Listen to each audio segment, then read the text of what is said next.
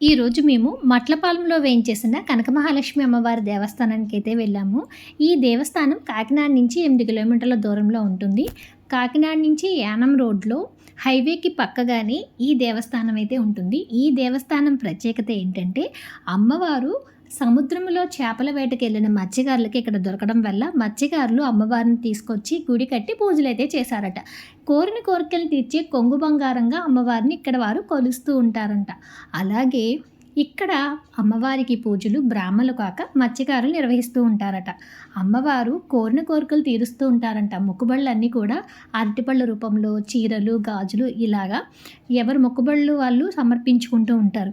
ఇక్కడ విశేషత ఏంటంటే అమ్మవారికి సమర్పించిన పసుపు, కుంకుమ, గాజులు, చీర ఏవైనా సరే సముద్రంలో అమ్మవారు దొరికారు కాబట్టి అమ్మవారికి వచ్చిన ఆ కానుకలన్నిటిని కూడా ఒక రూమ్‌లో అయితే ఇలా స్టోర్ చేసి ఉంచుతారు. ఇలా స్టోర్ చేసి ఉంచిన చీరలు, పసుపు, కుంకుమ, గాజులన్నిటిని కూడా సముద్రంలో కలిపేస్తారు.